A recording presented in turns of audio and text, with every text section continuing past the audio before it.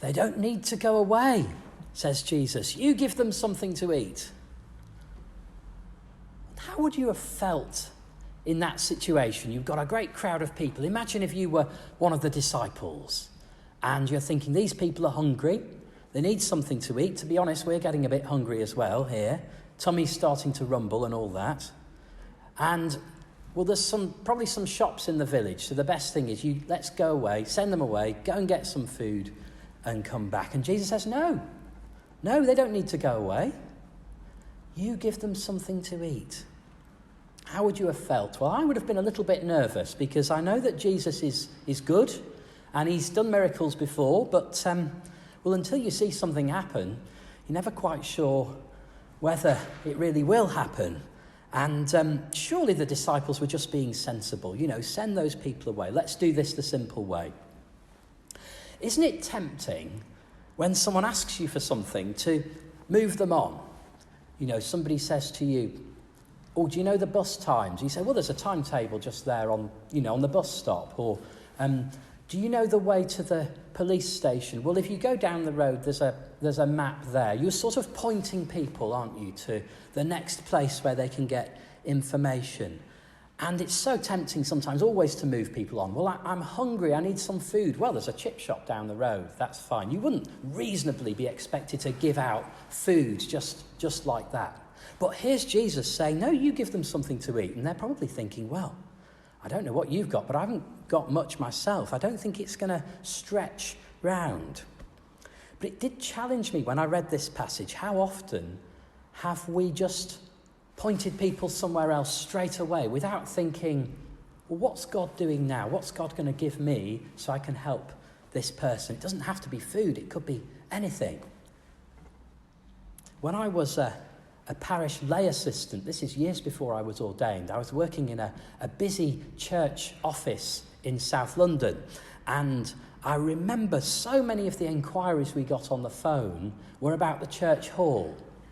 And I had a post-it note on my desk and it said, church hall number, Dawn, ring this. The name of the lady was Dawn who rang the church hall. And the number of times someone would ring up with an inquiry and I'd very quickly say, you want the number of the church hall? Let me give you the church hall number by, obviously didn't say it quite as quickly as that, but it was, point someone on, someone else can deal with this.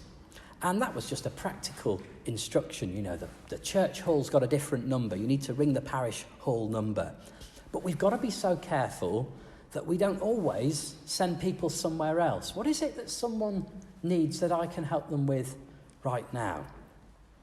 Now, of course, you mustn't fall into the trap of thinking that you can help people with absolutely everything. Clergy have got to be very careful because we're trained very broadly in biblical teaching and theology and doctrine, and we're trained in prayer, we're trained in listening, we're trained in pastoral skills, but we're not professional counsellors.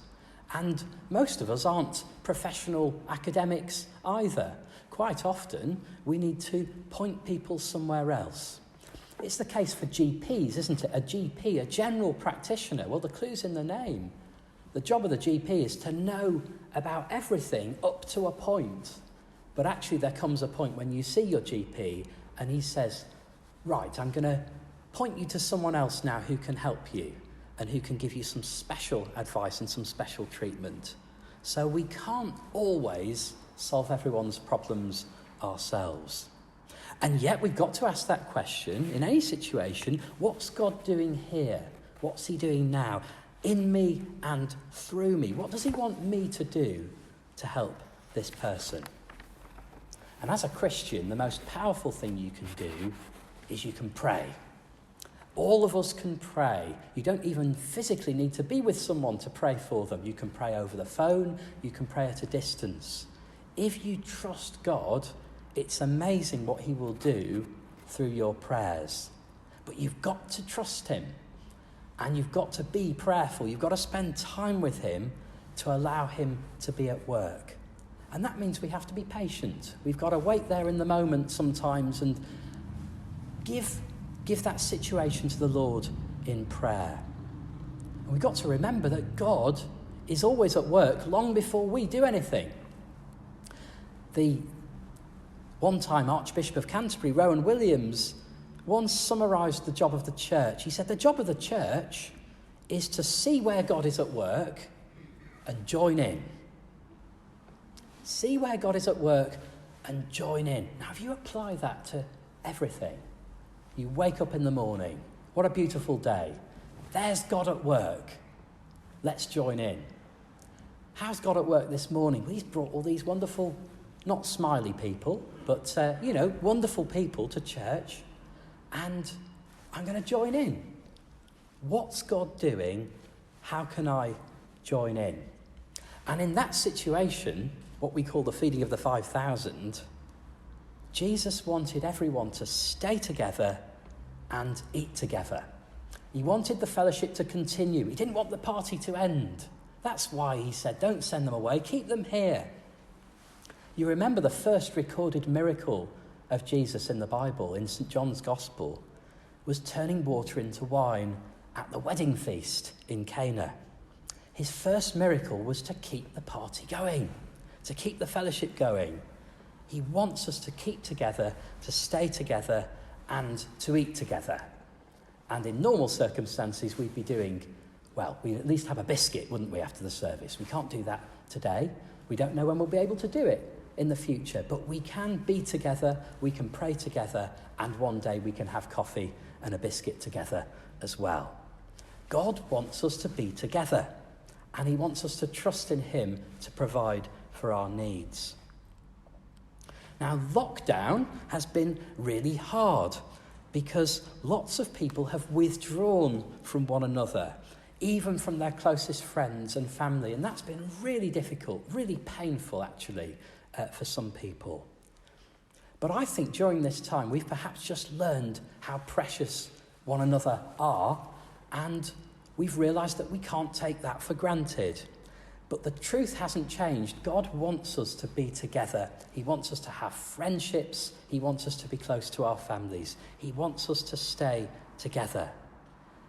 And gathering here today is really the first step on that journey of seeing where God is at work in a new way. He's gathered us here today in this wonderful holy place that has been built for the glory of God and exists to lift his name high. We're staying together, we're praying together. One day we'll eat and drink together as well. And I know many of you have been doing that in small groups in other ways. Light at the end of the tunnel, do you think? Well, it's a very long tunnel, isn't it? Some of you are shaking your heads. It's a very long tunnel, and sometimes you're on a train and you come out of one tunnel and you go into the next one, don't you? And actually, when you're on a train, you can very rarely see light at the end of the tunnel. Only the driver can see light. God is the driver.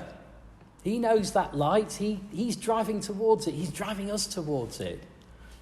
But there's no good saying, well, let's just keep our heads down and one day it'll all be back to as it was. We've got to look at what God is doing now, just like the disciples had to look. What's Jesus doing right now? Never mind sending people away to go shopping.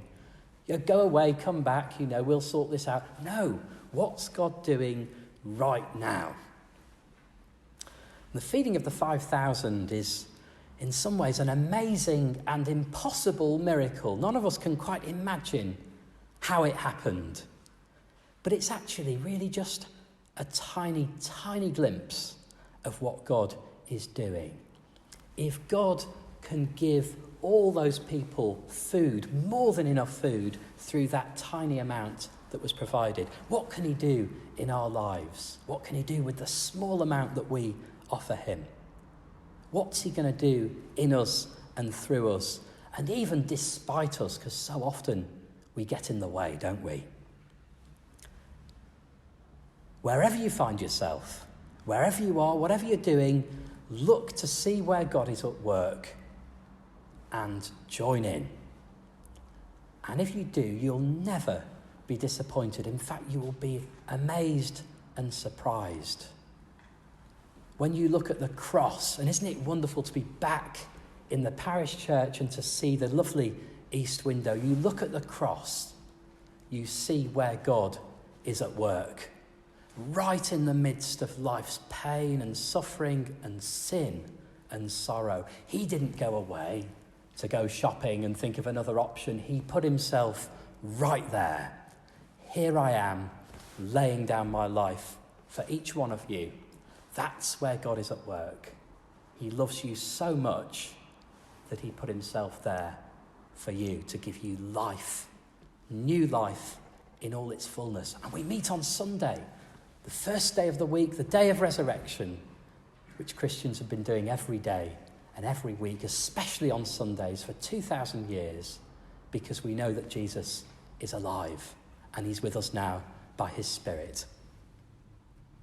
Where is God at work? Ask yourself that question every day and then say, well, Lord, I'm going to join in. I'm going to join in wherever you put me. Show me where you're at work and I'll join in.